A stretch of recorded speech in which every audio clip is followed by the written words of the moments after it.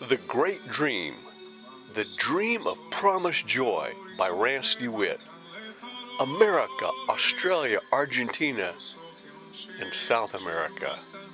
My grandfather drove this wagon to his silver mine in Apple Valley, California, when he left Ohio during the Great Depression. He had a newspaper in San Bernardino, and he also had a major production of bootleg whiskey during the Depression. One of his stepchildren was a poor Irish boy by the name of Gardner McCoy, who left the U.S. when my dad began school at Ohio State, staying with his grandparents. Gardner founded Bliss Welded Products in Wollongong, New South Wales, and minted the Australian coins for years. He was the first Rockefeller from America in Australia. I made 4 trips throughout Australia, over 40 years visiting my extended family there, with an invite to work for CSR, Colonial Sugar Refinery, from the old Dutch East Indies, and meeting with the director of his company in Sydney. But this book is not about those episodes in history, although related in a very real sense. This book is about Texas, Mexico, Central and South America, and most importantly, spending an afternoon with Pope John Paul in New Zealand.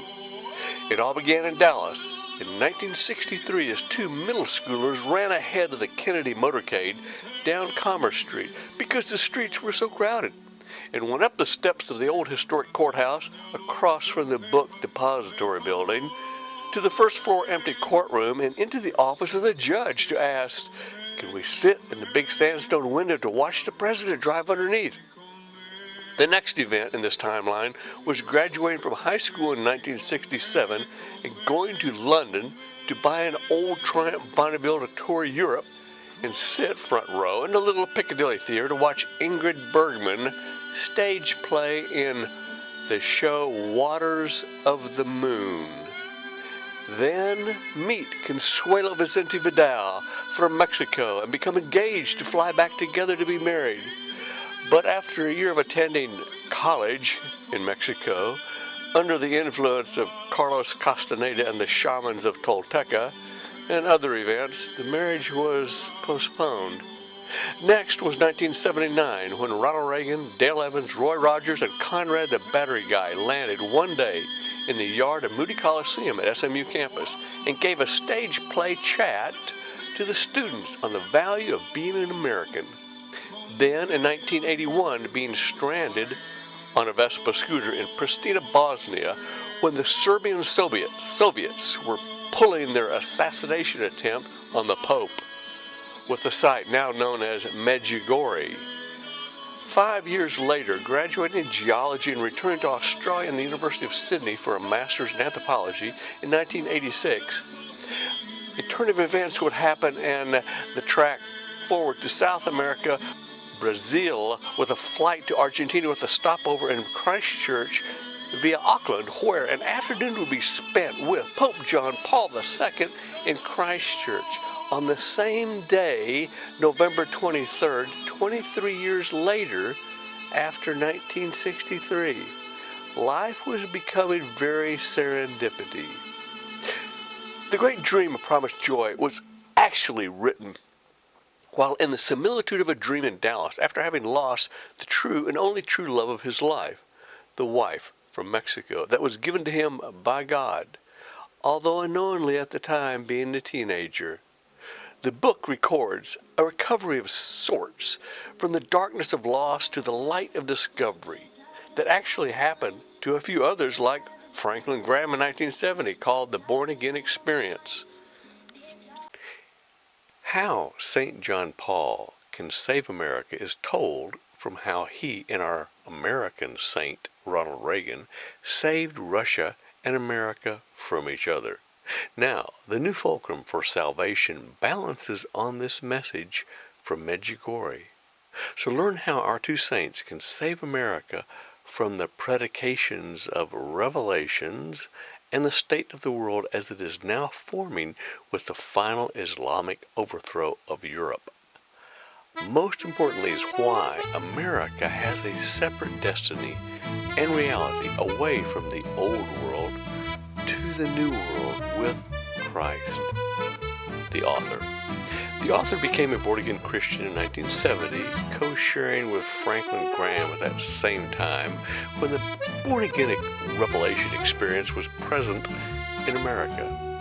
He was raised in the Greek Orthodox Church, yet attending all the denominational churches in Dallas, then moving to the Pacific Northwest at age 30, and later was baptized by the bishop after studying 2 years with the Mormons. Then, on one of many world travels, was invited by Senator Byrd's secretary to join her with a visit with Pope John Paul at a little church outside Christchurch, New Zealand in 1986, where they sat for an hour at the Pope's feet in the yard with a few other persons and witnessed another version of the Fatima event. As a storm from nowhere baptized he, the Pope, and the Bishop with a gusher from the sky. Years later, he would also be baptized by the Archbishop of Ecuador, who oddly was with the Pope a few months after the Christchurch Fatima event. How can he do it?